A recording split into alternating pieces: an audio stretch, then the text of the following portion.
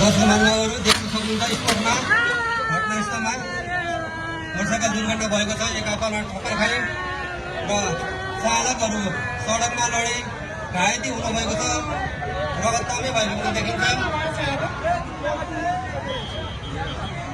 दुवै मोटरसाइकल चालक लगायत मोटरसाइकलको पछाडि सवार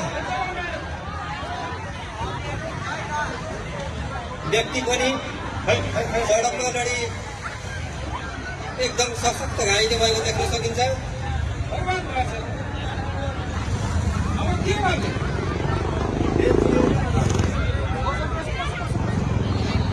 दर्शक महानुभावहरू घटनास्थल वरिपरिका मान्छेहरू उपस्थित हुने क्रम जारी छ। हेलो यहाँ त भयङ्कर दुर्घटना भएछ ल हेर त अगाडि त्यो एकदम स्पिडमा तिम्रो गतिमा आएको थियो नि चिकचाक केही बाइक हो कि क्या हो यो मलाई यो पक्कै पनि यसले दुर्घटना अवश्य गर्छ जस्तो त लागिरहेको थियो। हेलमेट पनि लगाएको थियो रातो बत्तीमा पनि क्रस गरेर गएको थियो कि यो बाइकले एकदमै चिकचाक रफमा चलाएको थियो। आफूले पनि सेवन गरे हुनसक्छ त्यो मोटरसाइकल जस्तो लागेको थियो मलाई। यहाँ त नभन्दै दुर्घटना भएछ भयङ्कर। ल साथीहरू ल अब यो उद्धार गर्नुपर्छ होइन मानव भइसकेपछि मानवको चाहिँ दवा गर्नुपर्छ। यसको दुर्घटनामा चाहिँ उद्धारमा हामी सबै लाग्नुपर्छ। ल खबर गर्नु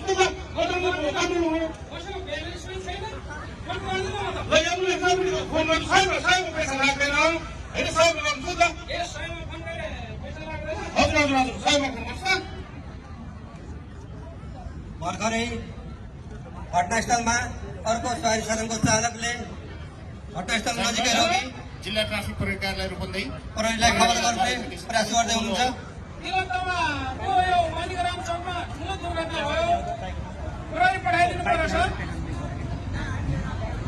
हुन्छ सर म हेर्दै गर्नु सर म टोली तुरन्तै पठाइदिन्छु। जिल्ला प्रहरी कार्यालय रूपन्देहीमा सवारी दुर्घटना सम्बन्धी खबर प्राप्त भइसकेको छ।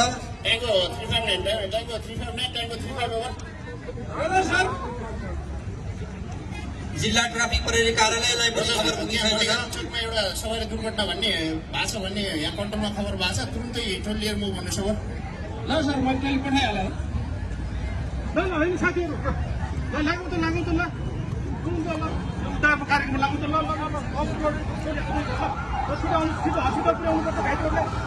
दर्शक महानुभावहरू देख्न सक्नुहुन्छ प्रहरीको गाडी घटनास्थलतर्फ आइरहेको छ।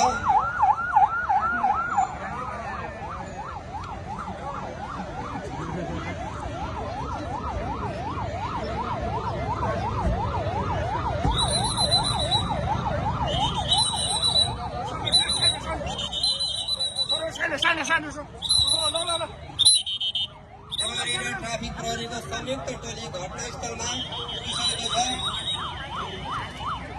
दुर्घटनास्थलको कारणले गर्दाखेरि सार्वजनिक आवागमनमा केही बाधा पुगेको देखिन्छ।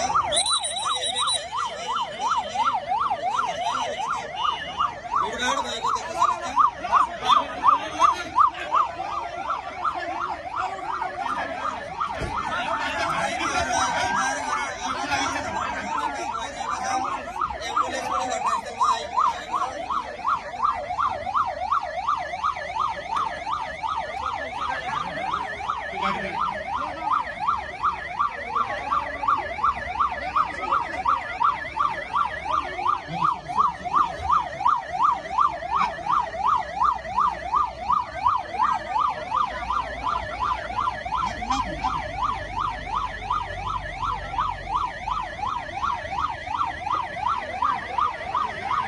घटनास्थल अनुसन्धान टोली पनि घटनास्थलमा आई आफ्नो घटना के कसरी घटेको भन्ने सम्बन्धमा अनुसन्धानको प्रारम्भिक कार्यवाहीहरू अगाडि बढेर गएको छ।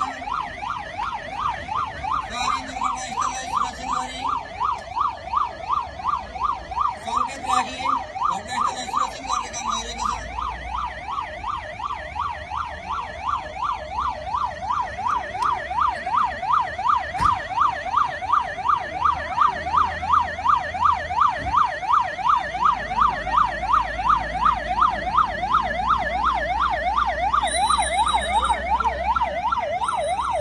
घरघरेको समयमा घाइतेहरूलाई उद्धार गरी अस्पतालतर्फ